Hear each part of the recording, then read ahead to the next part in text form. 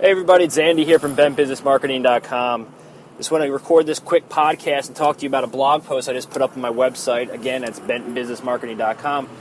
But the blog post was titled, How to Avoid Failure by Copying Success.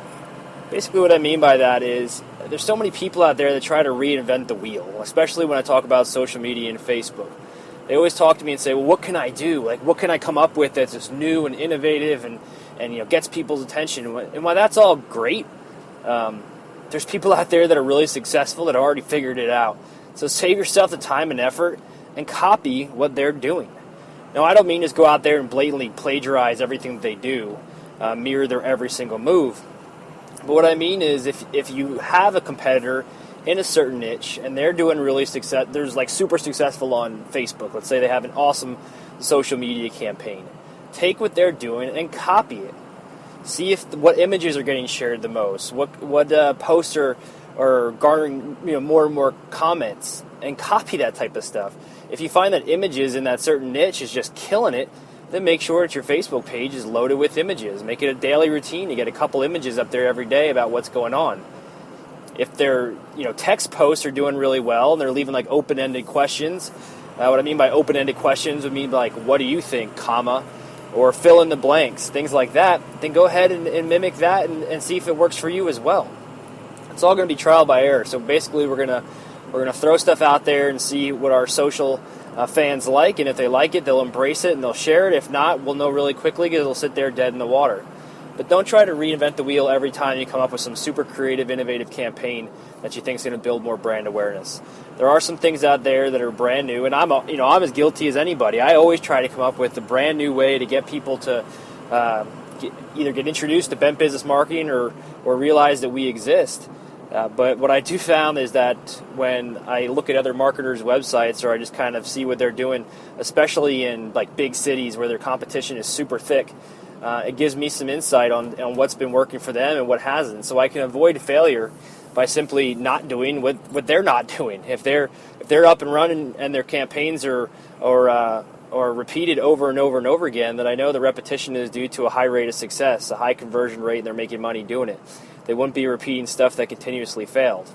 Now, saying that, not always necessarily true.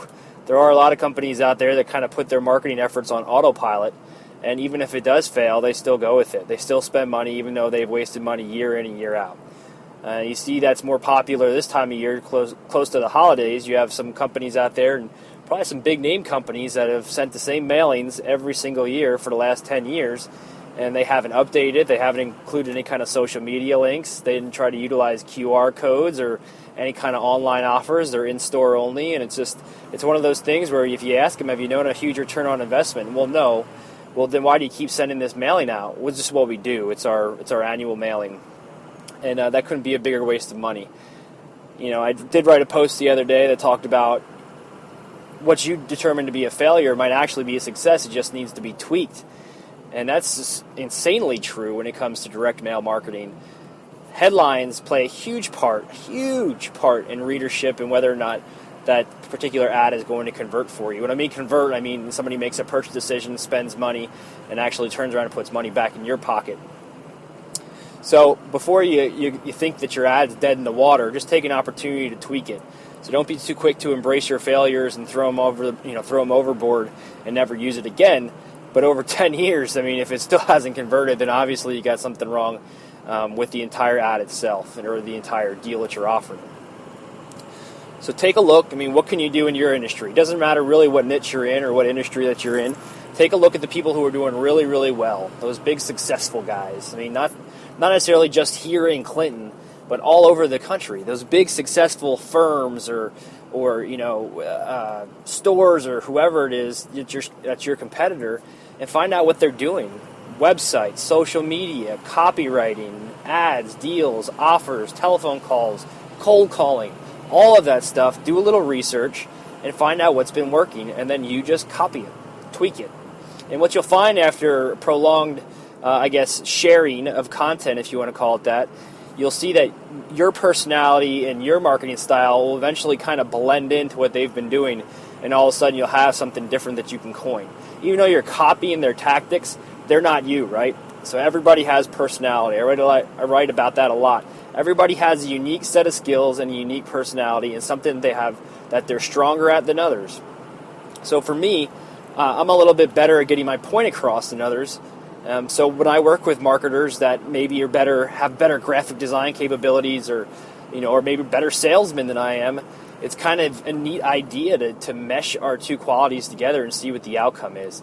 And that's what you're doing, but you're doing it from a long distance, and you're doing it by just sharing their content.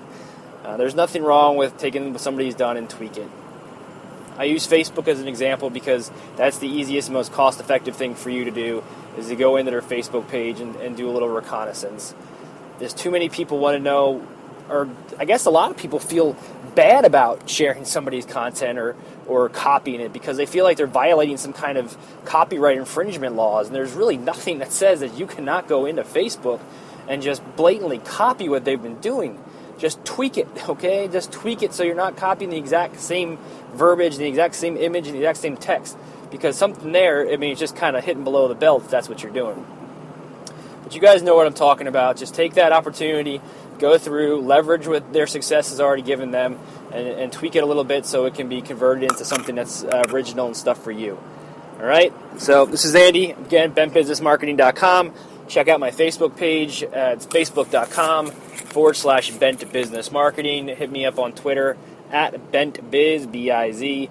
And I've been pretty crazy on Rebel Mouse as well. Rebel Mouse is a pretty cool little social media website where they combine your little posts and comments and everything from all your social websites and convert it all into one cool little homepage that you'll have as part of your profile. So check that out, rebelmouse.com/bentbiz, B-E-N-T-B-I-Z. All right, guys, enjoy the rest of your week. Have a Merry Christmas if I don't see you till then. Take care.